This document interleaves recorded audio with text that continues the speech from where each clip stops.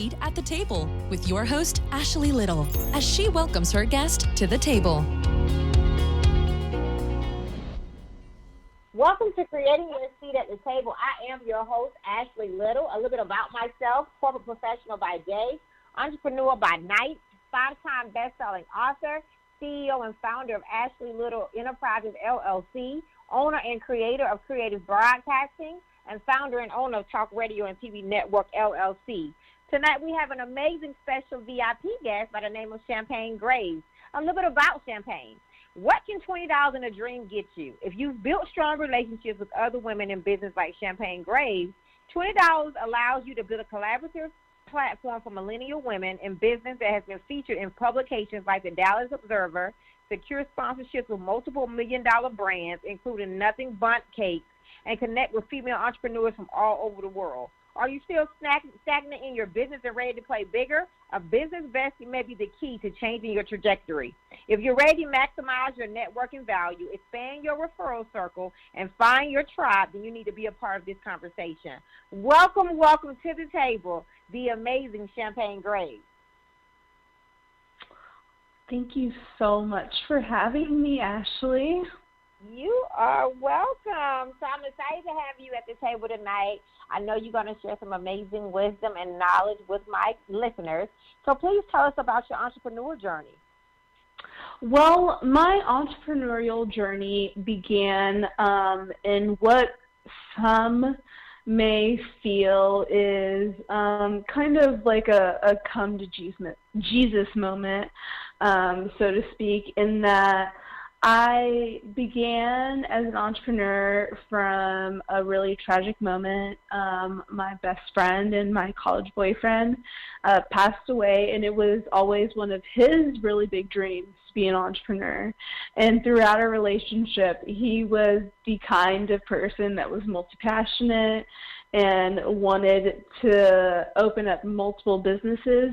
And I also am a very creative person at heart, and he was just always my biggest cheerleader. And so after he died, it just made me feel like I wanted to stop playing small and stop worrying about little small things that were holding me back, such as other people's perceptions of me, and just go ahead and do it.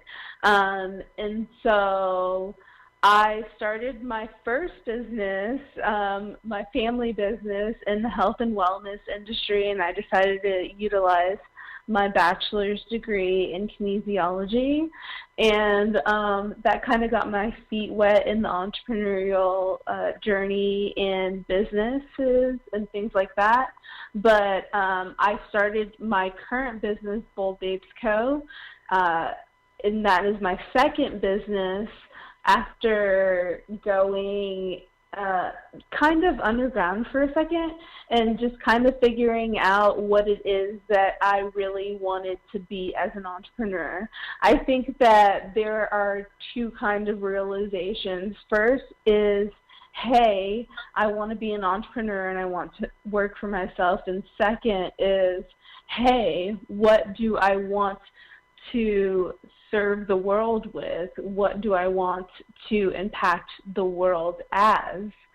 And so I really started to think about my legacy, and that was where Bold Babes was born. It was actually started as a t-shirt line, and the community around it really just blossomed within itself. It started with a big bang. We had a lot of local press. We had a lot of multi-million-dollar businesses rally around us, as well as local small businesses rally around us. And from there, we really just did all that we can to keep the excitement going. But if you're in business long enough, you experience that kind of plateau, and then you fall and you figure out kind of what the hell am I doing here? And so, again, I had to go underground and figure out what I was doing, and now I am back and I am better with a team around me, and we are way more focused on what we're doing, and we now have 3 very strong and focused branches of this brand, and it is a podcast community and network, as well as an online community and local events that are hopefully to go national. So that is my entrepreneurial journey, and I have definitely done it with the hands of many, many people along the way. I totally look at this business like a baby, and it has taken a tribe to raise this baby, and we're not done raising it yet. So yeah. I love it. I love it. So you are the CEO and founder of Bold Babes Company. So please tell us more about your company and how listeners can support and get involved. Okay, so Bold Babes is a company that specifically helps millennial women start and stay in business. We're all about business, and we really like to focus on that. Right now, the business has 3 specific branches. We have a podcast network in which we cover a variety of topics that help you stay inspired, help you keep on track with your goals, and hopefully utilize and find a community through that listening network. We also are developing an online community through market research and just the voices of millennial women. We aren't trying to be another women's empowerment brand that's just hosting things that are beneficial to us. We're really trying to make sure that we are a part of the conversation, the larger national conversation when it comes to women in leadership, more specifically younger women in the millennial category, starting and breaking out of that entry-level kind of membership, even in corporate America, onto entrepreneurship. Women only still utilize something crazy like less than 15% of firms that are profiting $1 million plus a year, and we want to be a part of the conversation in which we're helping women break past that glass ceiling. So that is how we are helping women, and how you can get involved as a woman if you're interested in Bold Babes Co. is following us on Instagram, Facebook, Pinterest, all of the things. All of it is at Bold Babes Co. And from there, you'll have access to things like our guides, like our collaboration guides, and that'll teach you things like approaching larger businesses for sponsorships. We also include really valuable things like email templates that you can customize for yourself and your brand and your business, and be comfortable and confident with knowing that you have value to bring to the table to these larger brands that are maybe more established, but they aren't able to do the things that you do as a smaller brand, like reach out to people and bring a personal touch, which is something that only small businesses can do. Awesome. So, Shampaigne, why are you so passionate about connecting millennial women? Why is that so passionate? Why is that such a passion for you? It's so important to me because I'm a millennial woman, and something that I have always gone through in life is that I have always had to look outside of my age range for friendships, for mentorships, for the things that I'm passionate about. I have always been a really ambitious young woman, and I've always found myself being drawn to older women And I've always felt like, why is there such a culture with millennial women and women within my age bracket that they feel like they aren't in line or aligned with the things that I am. But I also, in the same token, see that there are inklings of passion there, but maybe in different realms and perspectives, with the influencer culture being so popular with millennial women. I think that I'm really so passionate about them because it's me. I'm a millennial woman, and it has always been the age range that I have been challenged with the most and struggled with the most and wanted to serve the most. And I'm still working on it. I am doing everything in my power. I've gone back to school to better serve millennial women. I have taken up reading. I've taken up a lot of new things to better serve this audience. And I feel like I definitely have the personality for it because not a lot of people are able to rise to this enormous challenge because we are a very multifaceted crowd. But I am very excited always to dive deep into getting to know this audience better, and I'm still digging deep into it, but I think what I'm passionate about is the challenge. Awesome. Because that's so important. Collaboration is important when getting to the next level, and it's important that we collaborate. So, I mean, in general, no matter millennial, older, however, collaboration is important when it's trying to get to the next level. So, what are your thoughts on collaboration over competition? I think that is a great phrase in theory, but there are definitely some rules that need to be followed if you're going to be a great collaborator and not be in competition with others. I think, first of all, in order to be a great collaborator, you can't be in competition with others. And in order to not be in competition with others, you have to be very clear and have crystal clarity on who you are and who you're serving. I think that people put themselves in competition with others when they're not clear on what their niche is and who exactly they're serving and how they're serving them.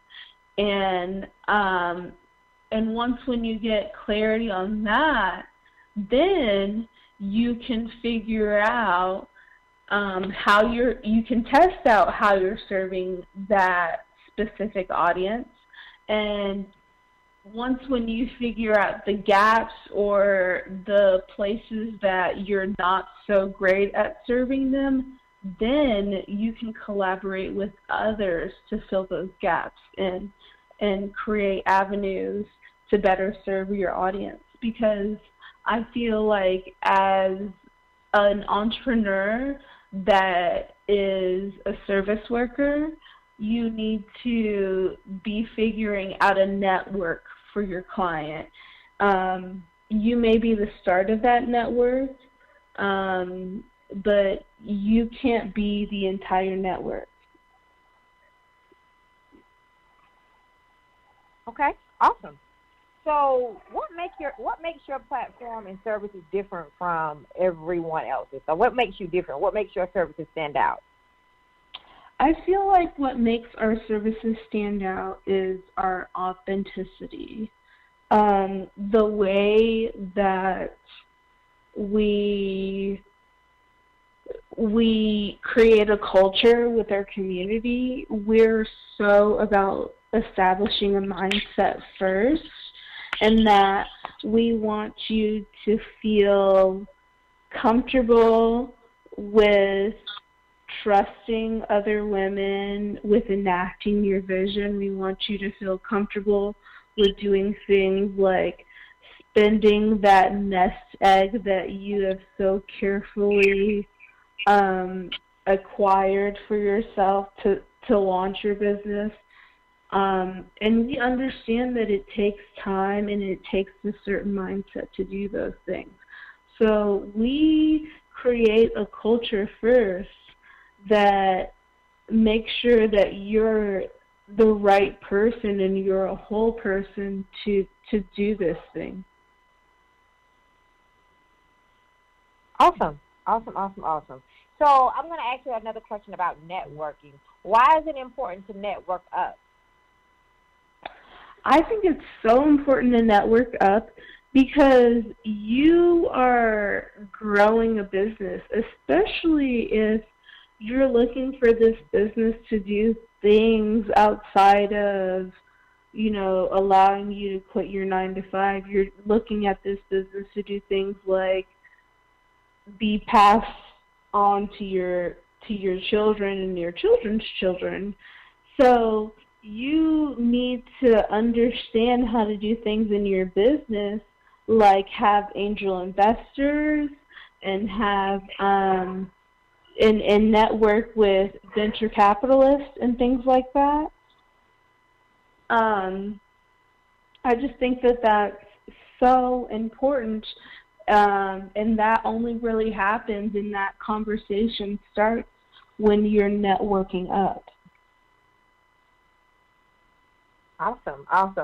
So I asked all of my guests this question, Shampaigne. I see that you built multiple tables for yourself.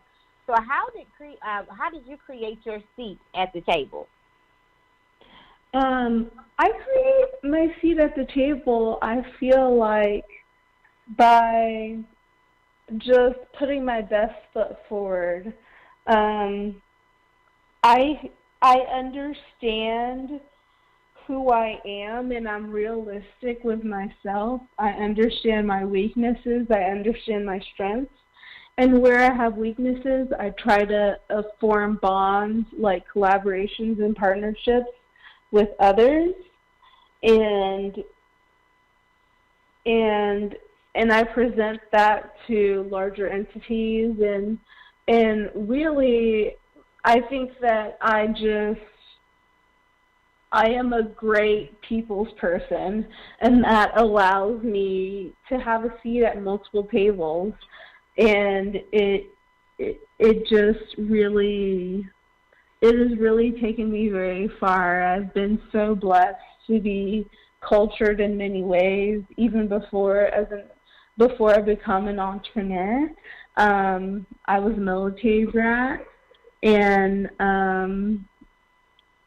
things like that. And so it's really allowed me to really bring all of my knowledge and skills and things like that. And so that's how I've been able to create different seats at different tables, and I've been definitely blessed in that way. Awesome. So what did failure teach you on your journey? What did failure teach you? Failure. Oh, wow. Okay. So failure's definitely been my best teacher, and I welcome failure actually at this point. It's funny, definitely this year in my business, I'm investing a lot in research. So I'm invested in actually other people failing. I'm actually putting a lot of money into other people's failures in their businesses. And in innovation, I am a total believer now that innovation doesn't happen unless failure is allowed to happen as well.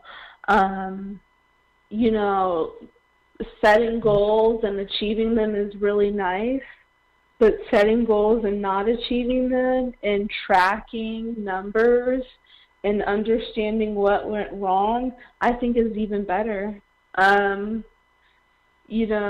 In this journey, I have as an entrepreneur, I have tried to always find the education in things, and it hasn't been until I failed that I've really gotten back to my education in the things that I'm comfortable with, like numbers and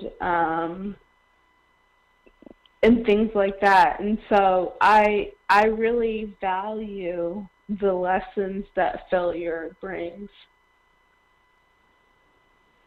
Awesome. So what did success teach you? Success has taught me that things are fleeting. And to hop on those things and to make sure that you record them and figure out what's going on, and figure out like how to record it and utilize it for a different time.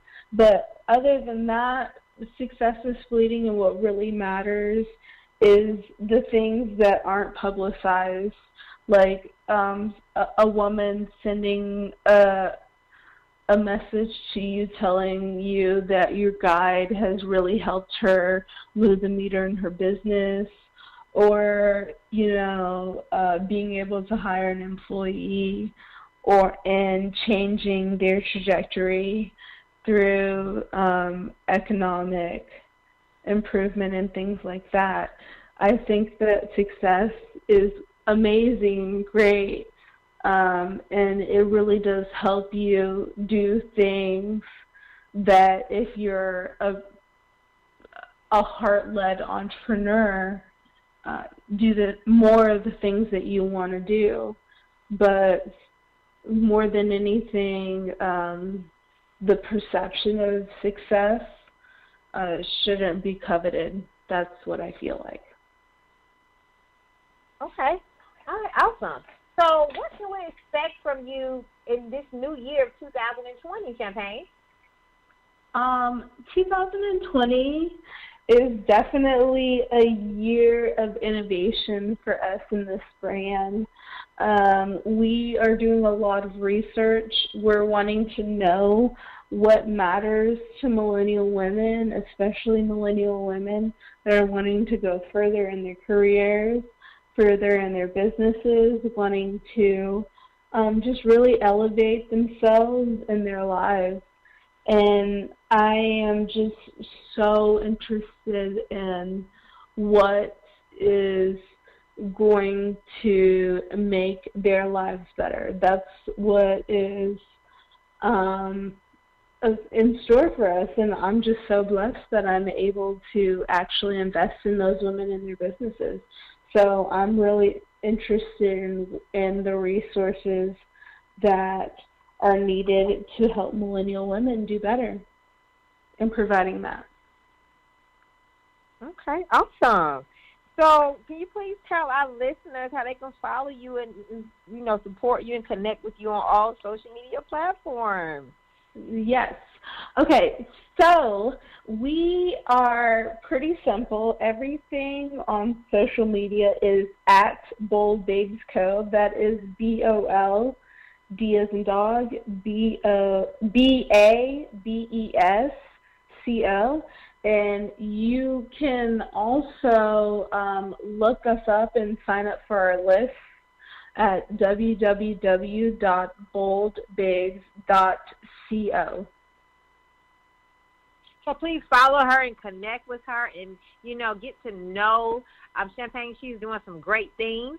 So, Shampaigne, thank you so much for coming to the table tonight, taking time out of your very, very busy schedule. This has been a great interview, and I cannot wait to invite you back to the table.